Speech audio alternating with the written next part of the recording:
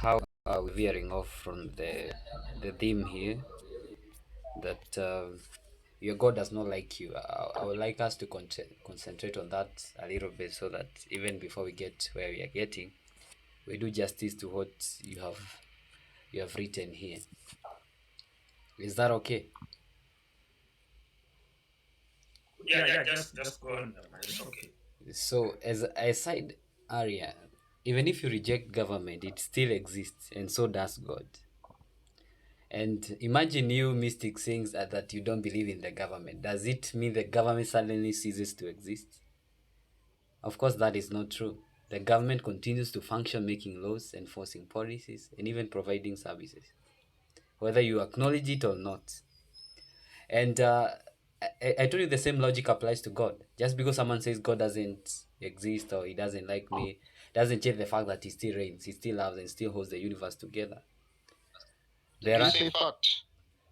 let me finish. The sun rises, even the season changes, as I was telling you earlier, and life is under his command, whether people recognize it or not.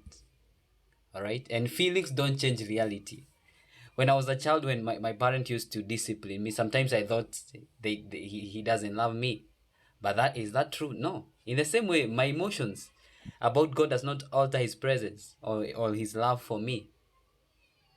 Sometimes I may feel distance from him, but he is always near. I may doubt him, but he is still faithful. I may struggle, but he is working out my life. All right? And even if you reject him, even the government still affects those who reject it. And if for example you don't obey traffic laws, you're still bound by them.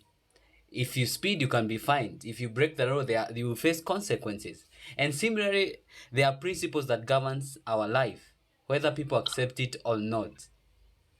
Someone can ignore God's design for morality, you can ignore it, but you still experience the natural results of sin, pain, emptiness, and even brokenness. All right? And I told Mystic here earlier that it's only the fool that says in his heart there's no God. But that does not, saying there's no God does not erase his reality. It just blinds people from the truth. You don't have to see gravity to experience its effects in your life. You don't have to see the wind to feel it blowing. You don't have to believe in God for him to be real. He always has been and he always will be. All right? He always will be.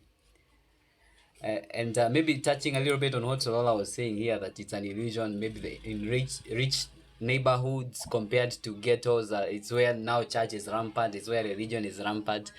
I know he uses that a lot so that we can despise Christianity and we can despise our God. I know he uses that a lot. All right, but I know where the people often they trust their financial security rather than their faith, and we are going to get to that. They, Can I help you, my brother? Mind your time is up. okay. Come on. Oh. But and you people have to know. And one thing you have to know, you keep talking about God of Israel, God of Israel. Do you know that Israel is not even a Christian country? They don't even recognize your religion.